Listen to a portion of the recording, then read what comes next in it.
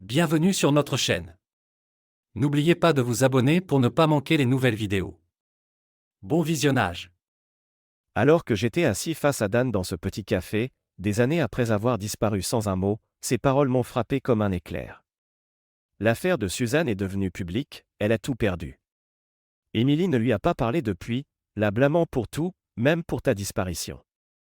Les conséquences de leur trahison se sont déroulées d'une manière que je n'aurais jamais pu imaginer. Je suis parti en pensant que je ne reviendrais jamais, mais entendre que la vérité avait enfin éclaté m'a apporté un mélange de closure et de choc. La vie que j'avais laissée derrière moi s'était effondrée, mais j'avais reconstruit quelque chose de plus fort. Mais avant de plonger dans toute l'histoire, dis-moi d'où tu regardes ceci dans les commentaires ci-dessous. Si tu apprécies ce récit, n'oublie pas de t'abonner et d'appuyer sur la cloche de notification pour ne jamais manquer le prochain chapitre. La nuit portait une atmosphère de calme prévisible, le genre qui enveloppe une maison d'une rassurance silencieuse après une longue journée de travail. Je montais les escaliers péniblement, désirant le réconfort de mon lit. Le rythme réconfortant de la vie familiale se déroulait autour de moi. Le doux rire de Suzanne flottait depuis le salon, se mêlant au rire enregistré de la sitcom. À sa place habituelle sur le canapé, elle était probablement enveloppée dans sa couverture préférée, sirotant du thé, une image de contentement serein. La voix d'Émilie filtrait à travers le couloir depuis sa chambre, une mélodie joyeuse de bavardage adolescent. Je me suis arrêté brièvement, m'appuyant contre la balustrade, laissant les sons de ma maison m'envelopper. Ces moments, bien que banals, étaient ceux que je chérissais, des fragments d'une vie construite sur la confiance et la routine. En me dirigeant vers la chambre d'Émilie, j'ai frappé légèrement et jeté un coup d'œil, intending dire bonne nuit. Elle était étendue sur son lit, téléphone en main, complètement immergée dans sa conversation.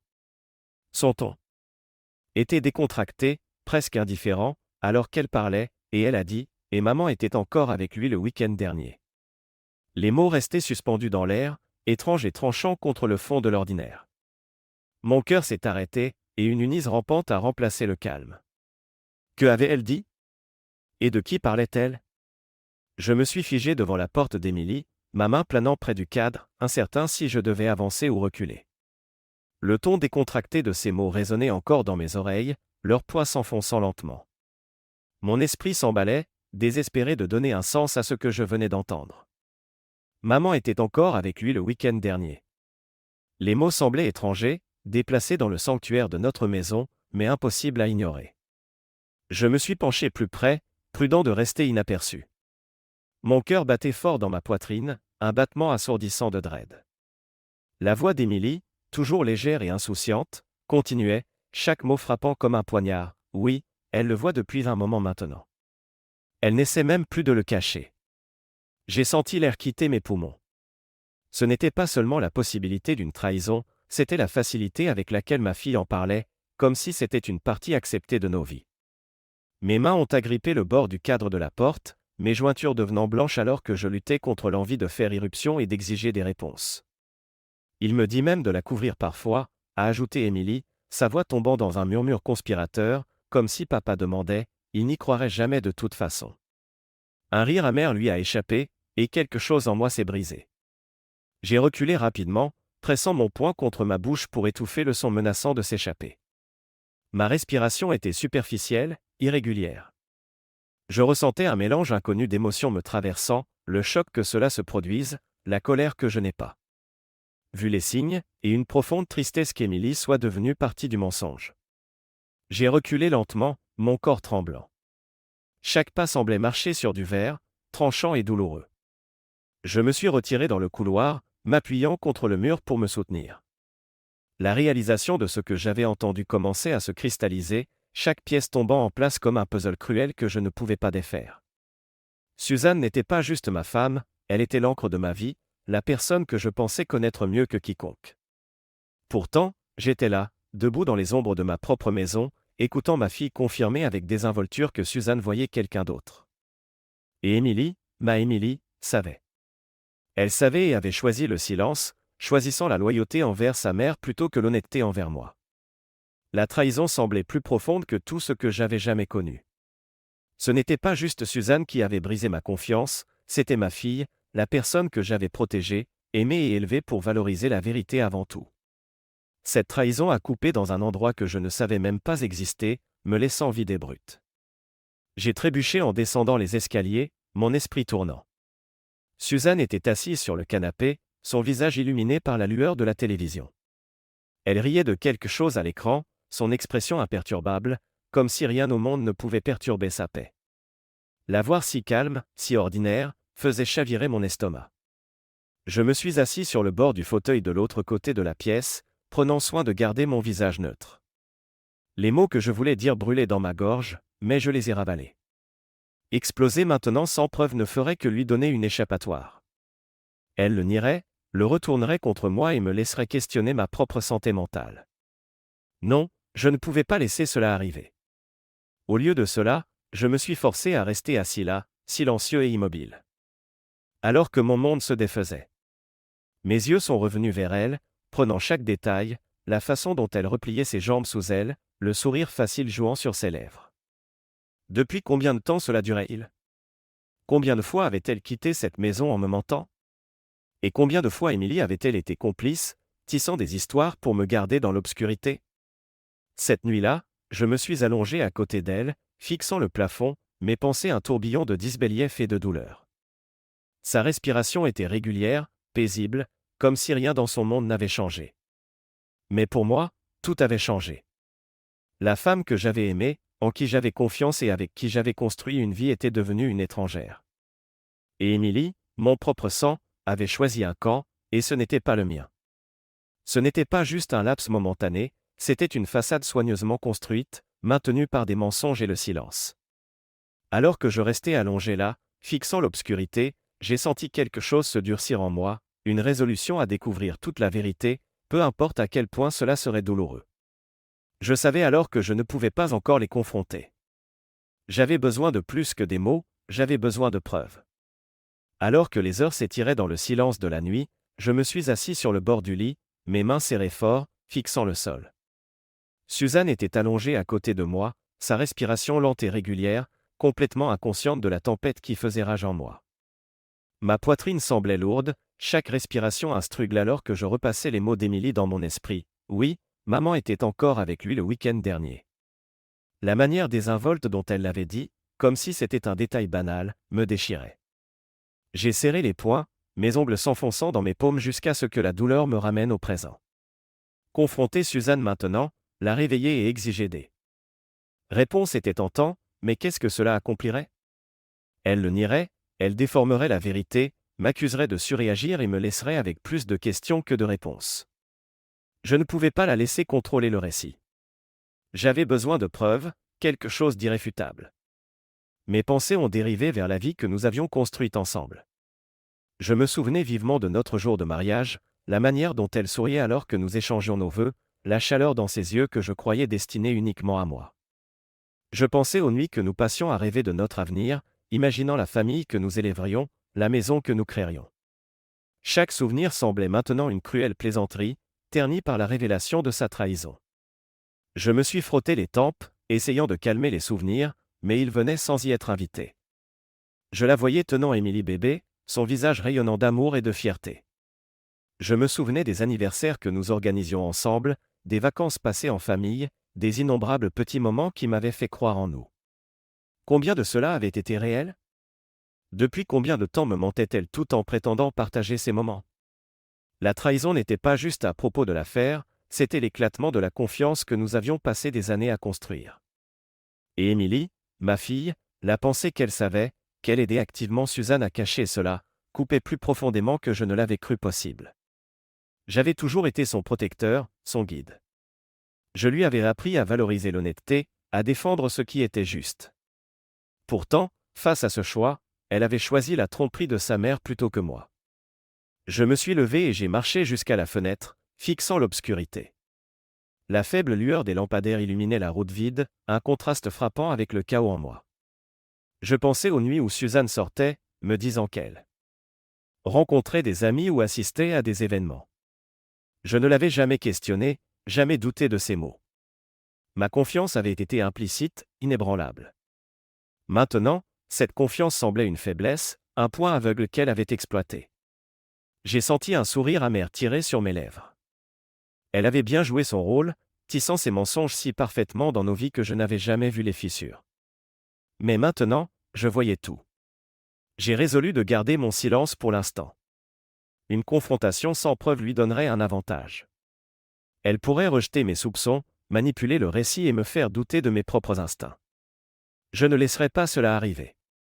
J'avais besoin de connaître toute l'étendue de sa trahison. En me tournant vers le lit, je me suis allongé immobile, fixant le plafond. Mon esprit bouillonnait d'un mélange de colère, de chagrin et d'une clarté froide et déterminée. La vie que je pensais connaître était partie, et la femme à côté de moi était une étrangère. Mais je n'étais pas vaincu, pas encore. La maison était silencieuse, les seuls sons étant le faible tic-tac de l'horloge murale et la respiration régulière de Suzanne depuis la chambre. Mon cœur battait fort alors que je me déplaçais silencieusement, déterminé à trouver la vérité. Chaque pas semblait lourd, chargé d'un mélange de peur et de colère, mais je me suis forcé à avancer. Ce n'était plus juste de la curiosité maintenant, c'était de la survie. J'avais besoin de réponses, peu importe à quel point elles seraient douloureuses.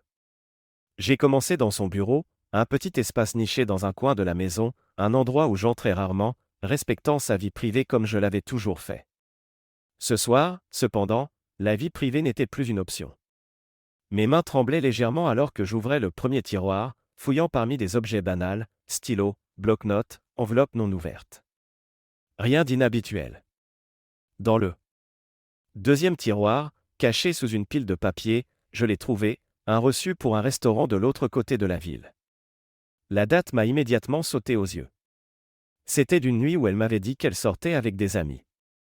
Le restaurant n'était pas n'importe quel endroit, c'était un lieu chic que nous ne visitions que pour des occasions spéciales. J'ai fixé le reçu, ma poitrine se serrant. Mon esprit s'emballait, imaginant la scène, elle assise face à lui, souriant, riant, pendant que je restais à la maison, croyant ses mensonges. J'ai soigneusement replacé le reçu, fermant le tiroir doucement. Mes mouvements sont devenus plus méthodiques, mon focus s'aiguisant malgré la douleur croissante dans ma poitrine. Je me suis dirigé vers son sac, qui pendait au dossier de sa chaise. Fouiller dans son contenu semblait invasif, mal, même, mais le besoin de vérité me poussait en avant. À l'intérieur, j'ai trouvé une autre pièce de preuve, une serviette tachée de rouge à lèvres avec le logo du restaurant imprimé proprement dans le coin. Ma mâchoire s'est serrée alors que je la tenais, la preuve tangible approfondissant la blessure. En revenant dans notre chambre, j'ai jeté un coup d'œil à sa forme endormie. Elle semblait paisible, comme si son monde était parfaitement intact. La voir si calme attisait la colère qui mijotait en moi, mais je l'ai repoussée. Je devais rester concentré. Son téléphone était posé sur la table de nuit, son écran sombre. Mes doigts ont hésité, planant au-dessus. Le déverrouiller semblait franchir une ligne, mais après tout ce que je savais, je n'avais pas le choix. J'ai tapé le code, un que je l'avais vu utiliser d'innombrables fois, et l'écran s'est allumé. Les messages étaient là, indéniables dans leur intimité. Un homme nommé des remplissait l'écran avec des mots que je ne pouvais pas. Un raid, hier soir était incroyable, tu me manques déjà. Un autre, quand pouvons-nous nous revoir? Chaque texte semblait un couteau qui s'enfonçait plus profondément. Ma prise s'est resserrée autour du téléphone alors que ma respiration devenait superficielle, mon monde s'effondrant à chaque glissement. Comme si les messages ne suffisaient pas, j'ai trouvé le téléphone jetable dans une petite boîte sous sa table de nuit. Mes mains tremblaient alors que je l'allumais, une sensation malade grandissant dans mon estomac. L'écran s'est animé, et avec lui, un flot de textes 2D. Il parlait de rencontres secrètes, de plans partagés et de déclarations d'affection. Un texte disait « J'aimerais qu'on n'ait plus à se cacher ». Les preuves étaient irréfutables. Chaque découverte semblait un coup, une confirmation de la trahison que j'avais désespérément espéré ne pas être vraie. Ma poitrine me faisait mal d'un mélange de chagrin et de rage. Comment pouvait-elle faire ça? Comment pouvait-elle créer un monde entier en dehors de notre mariage, tissant des mensonges si facilement pendant que je restais inconscient? J'ai éteint le téléphone jetable et l'ai remis soigneusement en place. Mon esprit était une tempête d'émotions alors que je restais là dans l'obscurité. Le poids de tout cela me pressait. La femme en qui j'avais confiance, la mère de mon enfant, ne m'avait pas seulement trahi, mais avait fait une moquerie de la vie que nous avions construite. La vérité était maintenant indéniable, et aussi douloureux que cela me déchirait, je savais que ce n'était que le début. La confrontation viendrait, mais pas encore. D'abord, je devais être certain d'avoir tout. Assis seul dans la cuisine sombre, je tenais une tasse de café intacte, fixant sans expression les motifs tourbillonnant à la surface. La maison était silencieuse, mais mon esprit rugissait de chaos. Chaque muscle de mon corps criait pour un relâchement, pour une confrontation, mais je savais mieux. Faire irruption dans des accusations maintenant ne ferait que permettre à Suzanne de tisser plus de mensonges, de nier ce qui était clair pour moi. Je devais être plus intelligent que ma colère, plus tranchant que mon chagrin. J'ai pris une profonde inspiration, mes doigts se resserrant autour de la tasse jusqu'à ce que le bord en céramique presse douloureusement dans ma paume. La douleur me ramenait à la réalité, forçant mes pensées à se concentrer. La trahison de Suzanne n'était plus une question, mais une réalité, et l'implication d'Émilie rendait tout cela encore plus insupportable. Mais si j'agissais impulsivement, je perdrais l'avantage. J'avais besoin de m'assurer que lorsque la vérité éclaterait, elle serait indéniable. J'ai poussé la tasse de côté et attrapé un carnet rangé dans le coin du comptoir.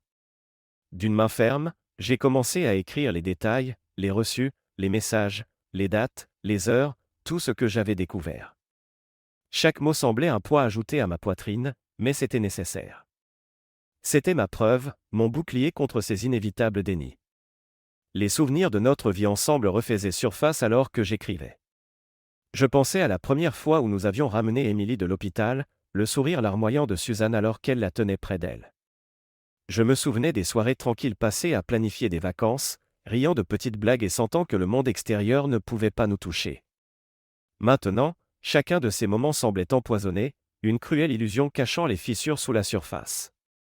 Le stylo s'est immobilisé dans ma main alors que mes pensées changeaient. Ce n'était pas juste à propos de sa trahison, c'était à propos de mon avenir, de reprendre ma vie des mensonges qu'il avait consumés. Une résolution silencieuse m'a envahi. Je ne pouvais pas rester ici, pas dans cette maison, pas dans cette vie construite sur la tromperie. Je devais partir, mais pas avant de m'assurer que j'étais préparé. Au cours des nuits suivantes, je me suis déplacé. Prudemment, silencieusement. J'ai commencé à transférer de l'argent vers un compte privé, laissant juste assez dans nos comptes joints pour éviter les soupçons. J'ai sécurisé une petite unité de stockage et emballé des objets personnels, des choses qui comptaient uniquement pour moi, intactes par la tâche de notre vie partagée. Chaque action semblait un petit pas vers la liberté, une chance de reconstruire loin des ombres de la trahison. Au moment où j'ai fermé le carnet et les rangé en sécurité, j'ai senti un étrange calme m'envahir. La colère mijotait encore, le chagrin persistait, mais maintenant, il était accompagné de quelque chose de nouveau, la détermination. Ce n'était pas juste à propos d'échapper aux mensonges de Suzanne, c'était à propos de me retrouver, de repartir de zéro, et je le ferai à mes conditions. La réalisation m'a frappé tard une nuit alors que j'étais assis seul dans la cuisine faiblement éclairée, fixant les espaces vides de ma vie où la confiance résidait autrefois. Confronter Suzanne serait futile. Elle nierait tout, déformerait la vérité et me ferait questionner ma propre réalité. La complicité d'Émilie ne faisait qu'approfondir la blessure, sa trahison s'enroulant autour de moi comme un brouillard étouffant. Je ne pouvais pas rester. La vie que nous avions construite, la famille que je pensais connaître, était partie. Tout ce qui restait était une coquille vide, et j'avais besoin de m'échapper avant qu'elle ne me consume entièrement. Mes mains tremblaient alors que je me connectais à nos comptes bancaires tard cette nuit-là, la lueur de l'écran illuminant la détermination silencieuse sur mon visage. J'ai minutieusement transféré assez d'argent vers un compte privé, prudent de ne pas déclencher d'alarme. J'ai laissé une somme raisonnable dans les comptes joints, juste assez pour maintenir les apparences. Chaque clic de la souris semblait un fil coupé, me libérant du web de mensonges qui m'avait ensnarré. Je pensais à la vie que nous avions partagée, les vacances, les dimanches matins paresseux, les rires qui remplissaient autrefois cette maison. Les souvenirs semblaient maintenant distants, comme la vie de quelqu'un d'autre que j'avais simplement observé de l'extérieur. Ma mâchoire s'est serrée alors que je cliquais sur soumettre pour le transfert final.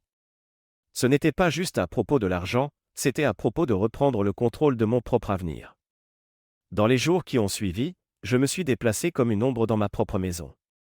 Après que Suzanne et Émilie étaient allées se coucher, j'emballais tranquillement quelques essentiels dans un sac de sport caché au fond de mon placard, des photographies de mes parents, une montre que mon père m'avait donnée, et quelques livres qui m'avaient soutenu dans des moments difficiles. C'étaient les morceaux de mon passé que je voulais garder. J'ai laissé derrière tout ce qui était lié à Suzanne ou Émilie, leur présence maintenant trop douloureuse à porter avec moi. J'ai commencé à rechercher des endroits loin d'ici, quelque part calmes et discrets. Une petite ville côtière a attiré mon attention, un lieu avec des falaises rugueuses, l'odeur du sel dans l'air et aucun lien avec ma vie actuelle. Cela semblait le genre d'endroit où je pourrais disparaître et repartir de zéro, où le poids de la trahison pourrait enfin se lever. Une nuit, alors que je traversais la maison, je me suis retrouvé debout dans la chambre d'Émilie. La vue de ses dessins d'enfance encore épinglés au tableau me faisait mal à la poitrine. Je me souvenais des nuits où je l'abordais, lisant ses histoires préférées jusqu'à ce qu'elle s'endorme. Je pensais aux fois où elle courait vers moi avec des genoux écorchés, me faisant confiance pour tout arranger. Cette petite fille était partie maintenant, remplacée par quelqu'un que je reconnaissais à peine, quelqu'un qui avait choisi la tromperie plus tôt. Que l'honnêteté! Je suis rentré dans la pièce, mes doigts effleurant l'un de ses dessins, une famille en bâton souriant sous un soleil éclatant. Ma vision s'est brouillée alors que les larmes montaient. La trahison coupait plus profondément que je ne l'avais pensé possible. Pourquoi, ai-je murmuré dans le silence, ma voix tremblante. Il n'y avait pas de réponse, juste le bourdonnement silencieux de la maison autour de moi. La nuit avant mon départ prévu, je me suis assis dans le salon, fixant la télévision éteinte. Suzanne était montée se coucher des heures auparavant, sa trahison cachée derrière un masque de routine calme. Je pensais à tous les moments où je lui avais fait confiance implicitement, le temps où elle avait ri, m'avait embrassé et promis un amour qui maintenant semblait un mensonge. La colère mijotait sous la surface, mais ce n'était plus la force motrice. C'était le chagrin, le vide qui me poussait en avant. Je me suis levé et j'ai traversé la maison une dernière fois, mes pas résonnant doucement dans l'obscurité. J'ai touché les murs, les meubles, les souvenirs incrustés dans chaque coin. Cela avait été ma maison, mon sanctuaire, mais maintenant cela semblait une prison. Alors que je me tenais dans l'embrasure de notre chambre, regardant Suzanne dormir, j'ai ressenti un étrange mélange de perte et de soulagement. Ce chapitre de ma vie se terminait, et j'étais prêt à tourner la page. À l'aube, j'ai attrapé mon sac et je suis sorti discrètement par la porte d'entrée. L'air était frais, le quartier encore endormi. En montant dans ma voiture, j'ai jeté un dernier regard à la maison. Le soleil commençait juste à se lever, projetant une douce lueur sur la maison que j'avais construite, maintenant remplie d'ombres que je ne pouvais plus affronter. J'ai serré le volant fort, une larme glissant sur ma joue alors que je murmurais à personne « Adieu ». Puis, avec une profonde inspiration, j'ai démarré le moteur et je suis parti. La route devant moi s'étendait à l'infini. Je ne savais pas exactement ce que l'avenir me réservait, mais je sentais quelque chose remuer en moi, la liberté. Pour la première fois en années, je me choisissais moi-même, et cela, réalisais-je, était suffisant. L'air matinal était frais et immobile alors que je me tenais au seuil de la maison, le sac de sport en bandoulière semblant plus lourd que son contenu ne le devrait. Les premières lueurs de l'aube rampaient à travers le ciel, projetant une douce lueur dorée sur le quartier silencieux. La maison derrière moi était silencieuse, ses occupants encore perdus dans le confort du sommeil, inconscients qu'au moment où ils se réveilleraient, je serais parti. Mes doigts ont effleuré le cadre de la porte alors que je jetais un dernier regard à l'intérieur. Le couloir que j'avais traversé d'innombrables fois semblait maintenant étranger, les souvenirs dans ces murs ternis par la trahison. La faible odeur de café et de la bougie préférée de Suzanne à la lavande persistait encore, s'accrochant obstinément à l'espace comme pour essayer de me retenir. J'ai fait une pause, le poids du moment me pressant. Un flot d'images a traversé mon esprit, le rire de Suzanne, les premiers pas d'Émilie, les dîners familiaux remplis de chaleur et d'amour. C'étaient les moments que j'avais chéris, le fondement d'une vie que je pensais inébranlable. Mais maintenant, chaque souvenir semblait vide, un mirage construit sur des mensonges. J'ai inspiré profondément, l'air frais du matin aiguisant mes poumons, me ramenant à la réalité. Ce n'était pas juste une fuite, c'était une réclamation. J'ai franchi la porte, qui s'est refermée derrière moi avec une finalité qui résonnait dans ma poitrine. Le gravier craquait doucement sous mes pieds alors que je marchais vers la voiture garée discrètement dans la rue.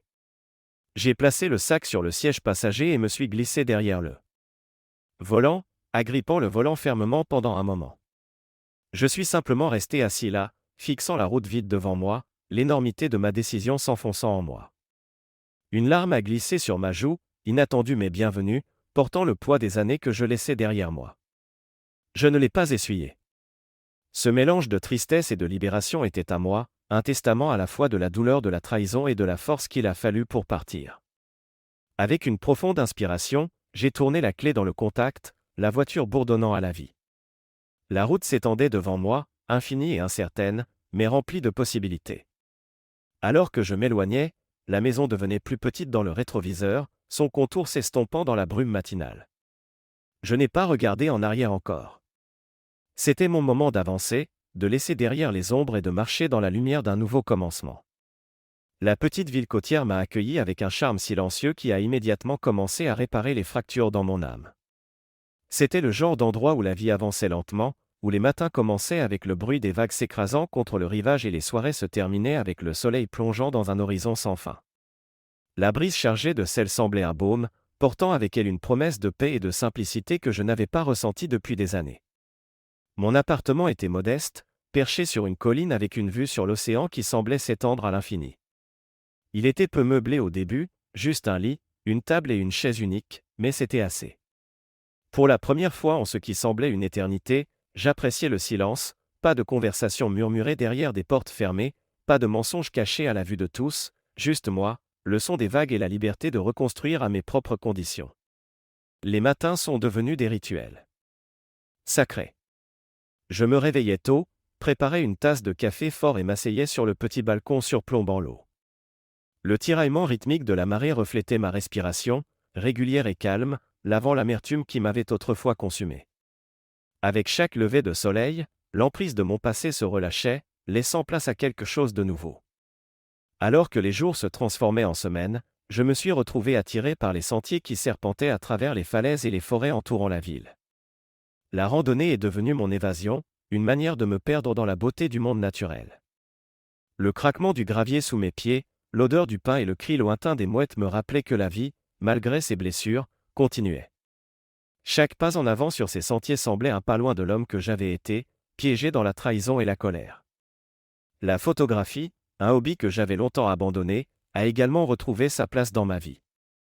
Avec un vieil appareil photo en bandoulière, j'ai commencé à capturer la beauté silencieuse de la ville, les vagues éclairées par le soleil, les falaises escarpées, les bateaux usés dans le port.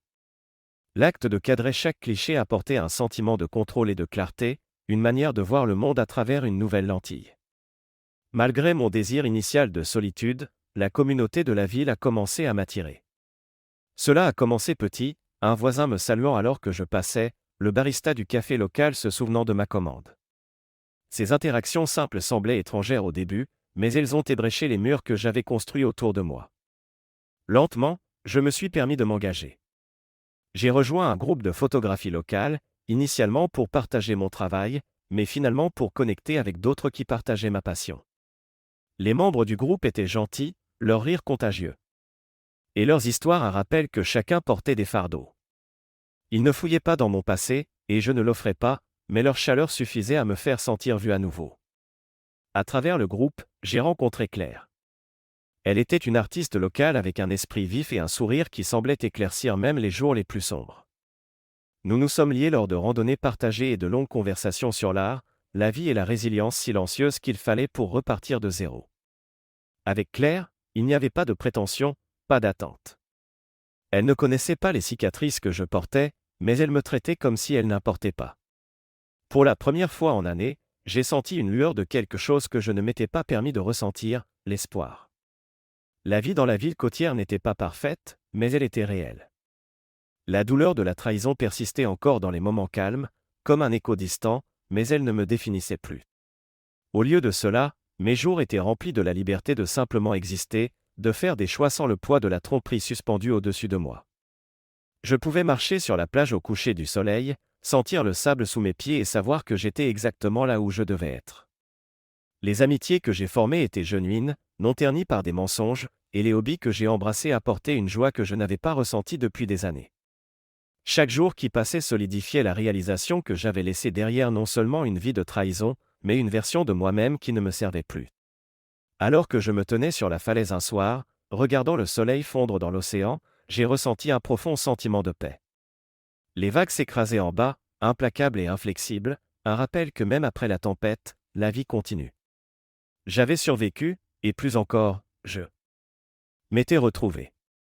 Les cicatrices resteraient, mais elles ne semblaient plus des blessures. Au lieu de cela, Elles étaient une preuve de ma résilience, un testament de la force qu'il a fallu pour lâcher prise et recommencer. C'était un après-midi ordinaire quand j'ai repéré un visage familier dans le petit café où je m'asseyais souvent, sirotant un café et réfléchissant à ma vie retrouvée. Dan, un vieil ami de ma vie précédente, se tenait figé dans l'embrasure de la porte, ses yeux s'élargissant alors qu'il se posait sur moi. La surprise sur son visage était palpable. Je ne m'attendais pas à voir quelqu'un de mon passé, encore moins quelqu'un qui avait autrefois été un confident. « Est-ce vraiment toi ?» a demandé Dan, sa voix un mélange de disbelief et de soulagement alors qu'il s'approchait de ma table. « C'est moi » ai-je répondu calmement, lui faisant signe de s'asseoir. L'Unis que je pensais avoir laissé derrière moi a commencé à remuer, mais la curiosité à propos de la vie que j'avais laissée derrière me maintenait ancré. Dan a hésité, son expression passant de la surprise à quelque chose de plus doux, presque hésitant. « Tu sais, tout le monde pensait que tu avais juste disparu, » a-t-il dit. Personne n'avait la moindre idée d'où tu étais allé. J'avais besoin de repartir de zéro, ai-je dit simplement, n'offrant pas plus que je ne devais. Dan a hoché la tête, comme s'il comprenait le poids non dit derrière mes mots. Puis son ton a baissé, portant la gravité de ce qu'il allait dire. « Tu as manqué beaucoup de choses après ton départ », a-t-il commencé prudemment. Suzanne, eh bien, les choses ne se sont pas bien passées pour elle. Je me suis penché en avant, mon cœur battant plus vite alors qu'il continuait. Il n'a pas fallu longtemps pour que les gens commencent à remarquer des choses, ces absences étranges, les dîners avec quelqu'un qui n'était pas toi. Les rumeurs ont commencé à circuler, et finalement, la vérité a éclaté. La voix de Dan est devenue plus silencieuse, mêlée de pitié et de jugement. Son affaire est devenue publique. Les gens se sont retournés contre elle, des amis qu'elle connaissait depuis des années, même sa propre famille. Ce n'était pas juste à propos de la trahison, c'était l'audace de la manière dont elle l'a menée, comme si cela ne la rattraperait pas. J'écoutais silencieusement, un mélange de satisfaction sombre et de douleur résiduelle s'installant dans ma poitrine. « Et Émilie ?» ai-je demandé, ma voix plus stable que je ne m'y attendais. Dan a secoué la tête. « C'est là que ça empire.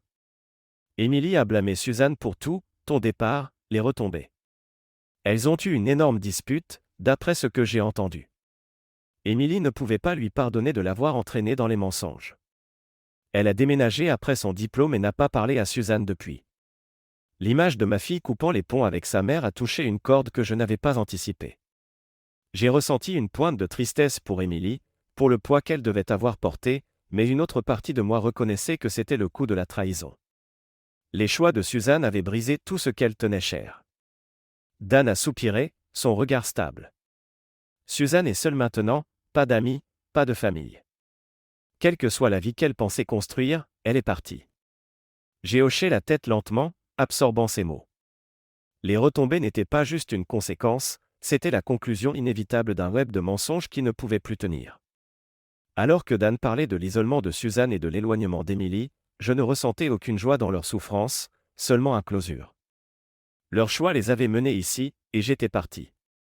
Pour la première fois, j'ai senti les derniers liens avec ma vieille vie se dissoudre. La brise s'allait porter avec elle.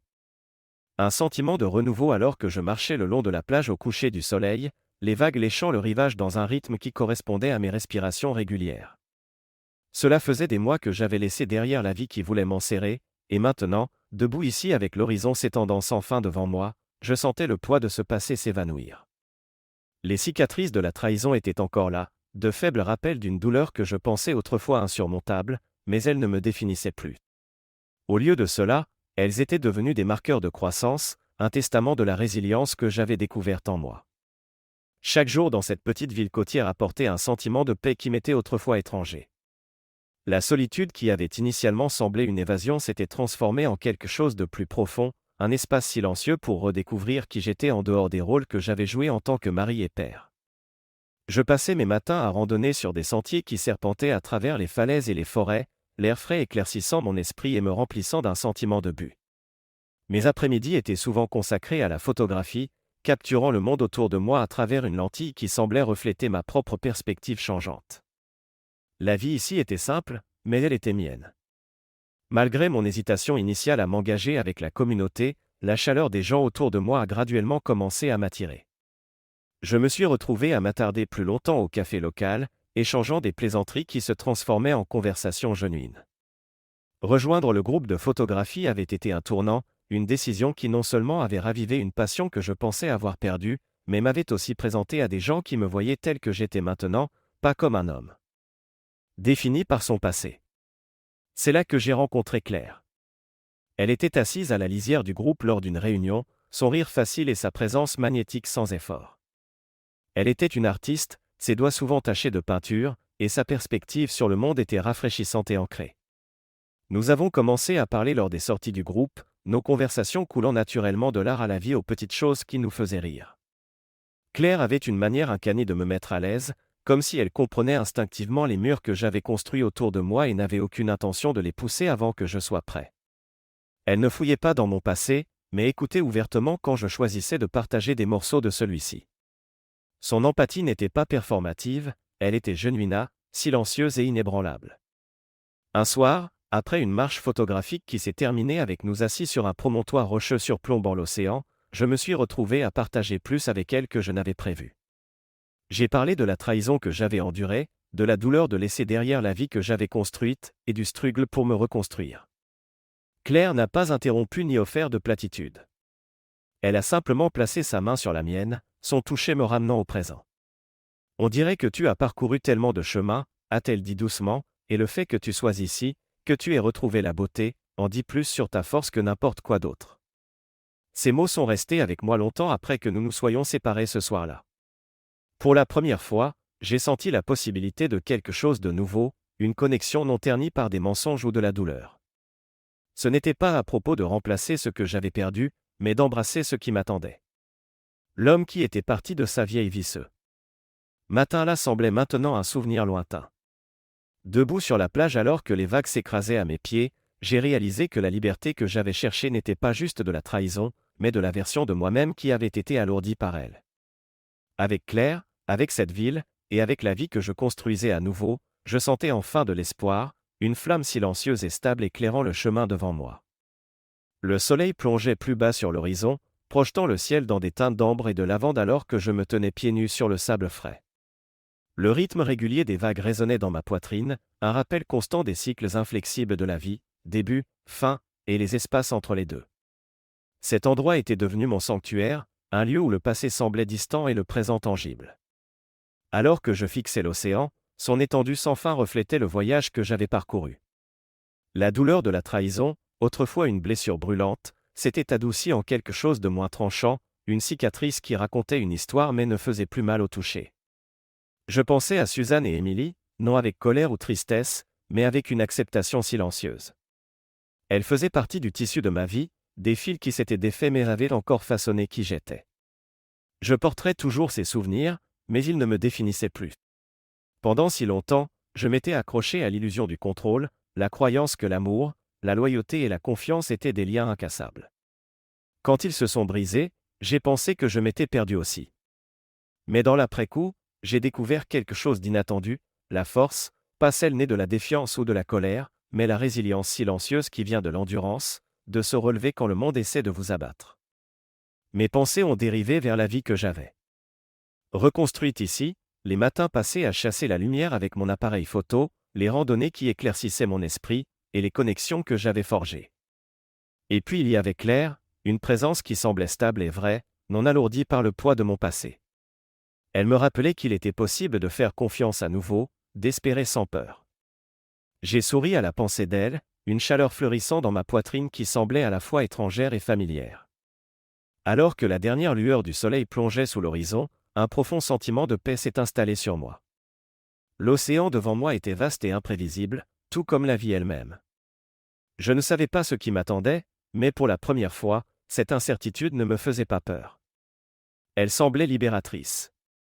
J'ai pris une profonde inspiration, laissant l'air salé remplir mes poumons, et j'ai fermé les yeux. Le passé m'avait façonné, mais il ne m'enchaînait plus. À sa place, il y avait quelque chose de plus fort, une croyance silencieuse et inébranlable que j'étais plus que ma douleur, que je pouvais créer un avenir défini non par ce que j'avais perdu, mais par ce que j'avais trouvé. Alors que les vagues embrassaient le rivage, je me suis retourné et j'ai marché vers la vie que j'avais choisie, mais pas stable, mon cœur plein. Pour la première fois en années, je me sentais entier.